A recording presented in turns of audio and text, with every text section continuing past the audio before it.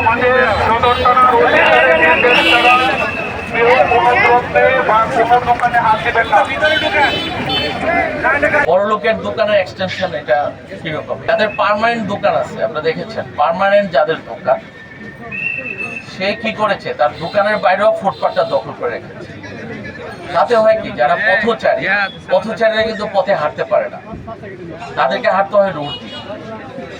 আবার যারা রোডে হাঁটছে আপনারা দেখছেন যে এখানে প্রচুর অবৈধ অটোরিকশা তাদেরকে পথচারীদের ডিস্টার্ব করছে। ফলে আমরা 6 বার নোটিশ করেছি। এর বাইরে আমরা যেটা চিন্তা করেছি যে ফুটপাত কিভাবে উচ্ছেদ করবো। আমরা আসলে এটাকে উচ্ছেদ বলতে চাই না, দুটা ভাগ করেছি। একটা হচ্ছে যারা রোডে যারা ব্লক করে রেখেছে ভ্যান গাড়ি, এটা আমরা পরে স্টেপে ধরবো। আজকে যে অপারেশনটা হবে এটা হচ্ছে বড় লোকের দোকানের অতিরিক্ত অংশ আমরা নিয়েছি এক্সটেনশন।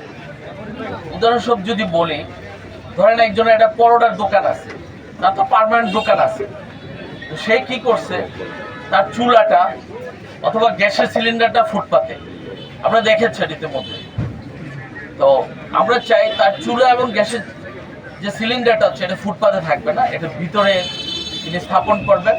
কেন ওনার একটা পার্মানেন্ট দোকান আছে, মানুষ তো জানে যে এটা একটা দোকান, পরোটার দোকান অথবা স্টেশনারি দোকান অথবা একটি ফার্মেসি অথবা একটি ডায়াগনস্টিক সেন্টার। তো আমরা এটা পূর্বে 5-6 বার অ্যাওয়ার্ড করেছি যে এটা আমরা দিতে চাই না। তো এই অ্যাওয়ার্ডে সাড়া দিয়ে অনেকেই সাড়া দিয়েছে। আপনার জেলা পরিষদ মহোদয়ের সাথে আমরা বসেছি, আমাদের এই সদরের এমপি মহোদয়ের সাথে বসেছি, আমরা বিভিন্ন লেভেলে কথা বলছি। বলে আমরা এটা চিন্তা করছি যে আসলে শহরটা তো, এই শহরে যারা বসবাস করে সবার, এটা কিন্তু কারোর ব্যক্তির না। যে ব্যক্তিটা এই অতিরিক্ত দখল করেছে এটা কিন্তু তার লাভ হয়।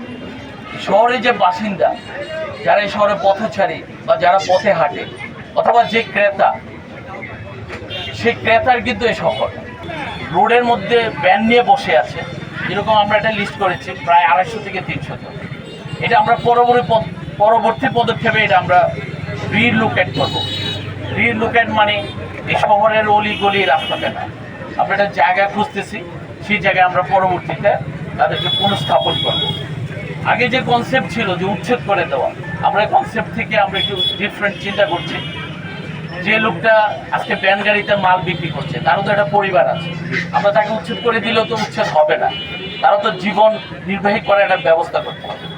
আমরা ইতিমধ্যে মিটিং করেছি অনেকভাবে, পরে আমরা চিন্তা করছি যে তাদের কোথায় রিলোকেট করা যায়, এগুলো পরিকল্পনা চলছে। তো এই জন্য এই অংশটা যেটা ভ্যানে যারা করছেন বা রাস্তার কিনারে বা অনেক চিপায়, এটা আমরা পরবর্তীতে করব। আজকে করব যে আমরা 2টা ভাগ করেছি। প্রথম ভাগ বড় লোকের দোকানের এক্সটেনশন, যারা রিয়েলি দোকান আছে কিন্তু রাস্তা দখল করে আছে।